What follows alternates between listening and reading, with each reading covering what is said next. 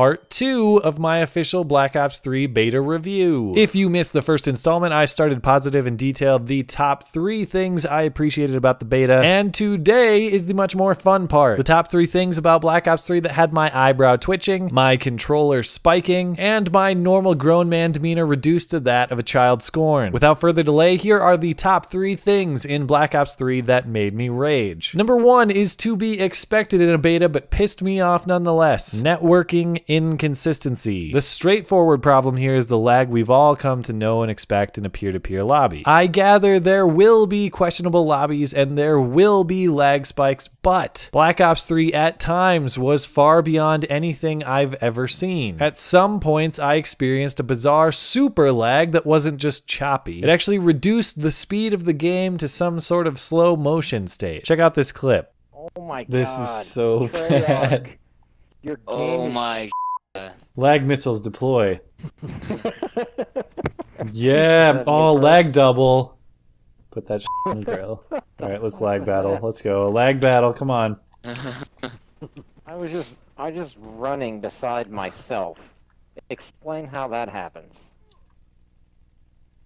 I lost the lag battle.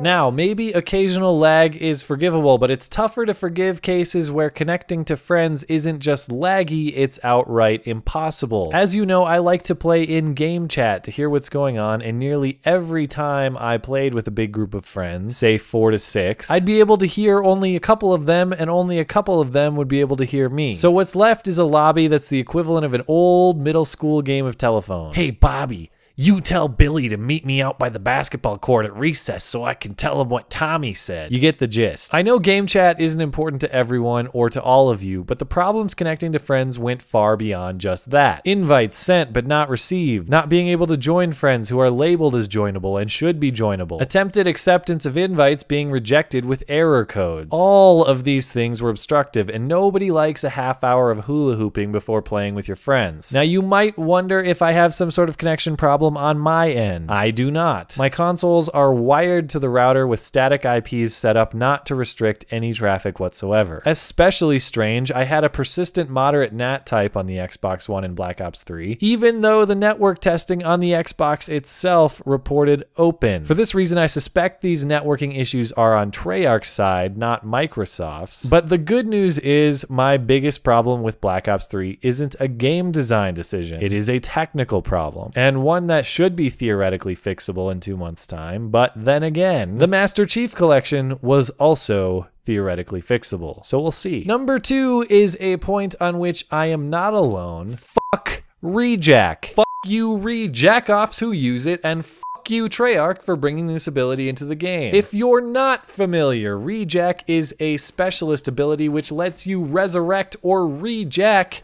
after a death. You are killed, you press your specialist activation, some stupid green smoke plumes around you, and you are back on your feet ready to claim revenge on your killer in shameless fashion. Observe. Focus. That's my top one. I just won't use Rejack. Dude. So cheesy. Die. Are you serious, man? Principle.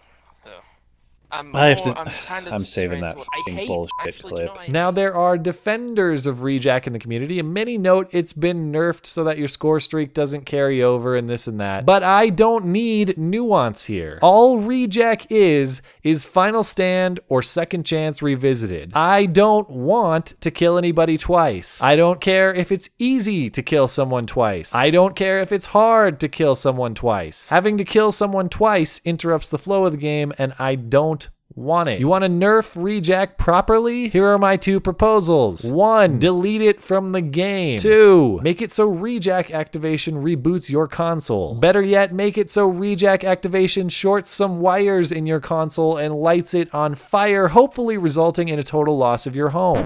Yeah, I'm salty over it. But don't be a Rejack off. Play with other specialists. I don't want to kill you twice, and you shouldn't have to kill me twice. Number 3 is weapon viability. A lot of nerds standard tiers have flowed to Vonderhaar because the snipers in this game are tough to use. The tiers might be an exaggeration, but they are based in reality. I found the bolt-action rifles prohibitively difficult. Aiming down the sight feels like it takes significantly longer than before, but admittedly I don't have stats on that, I'm speculating at the moment. And there's noticeably less aim assist than in previous titles. Many in the community actually embrace this change because quickscoping and no-scoping are much less likely to be viable strategies. But I'd like to see snipers buffed a bit toward the way they played in Black Ops 2 for this simple reason. Snipers gonna snipe, whether it's tough or easy. Snipers gonna snipe. And when you make the weapon so difficult to use that using it successfully requires corner camping and aiming down the sight, that's exactly what the snipers will do. I even found myself doing this while sniping, sitting back and aiming down sight instead of rushing in because I know I have no shot in a gunfight where the enemy and I see each other at the same time. It comes down to a question of which sniper annoys you more. The one running around who quickscopes you in close quarters, or the one camping in the back of the map ADSing a choke point. I personally am far more annoyed by the campy snipers, and that's why I'd like to see a little bit of a sniper buff, but that's purely personal preference, and there's a credible argument that snipers are exactly how they should be in this game. Beyond the snipers, I found the shotguns to be frustratingly inconsistent and difficult to use. There were times where I'd get multiple hit markers in close quarters. Perhaps the trouble using shotguns is related to the connection problems previously described, perhaps not, but no matter how hard I tried and practiced, I was simply a statistically worse player with a shotgun than I was with an assault rifle or an SMG. Even in a close quarters map like Combine where the shotgun should be competitive. Final verdict. Even though I've shown 3 things I liked and 3 things I hated, I saw more good than bad from the Black Ops 3 beta. I can live with rejack and I can live with difficult sniping. The prohibitive problems I saw were related to technical networking, not questionable game design, and so I'm more optimistic on Black Ops 3 than I was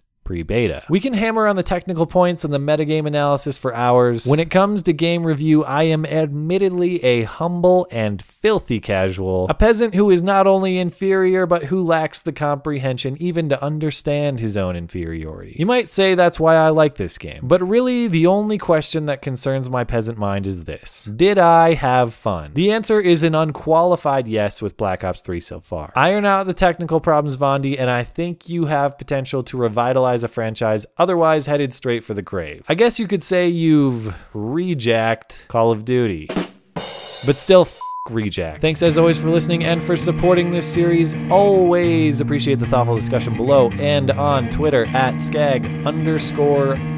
Get at me over there. Okay, thanks. Bye.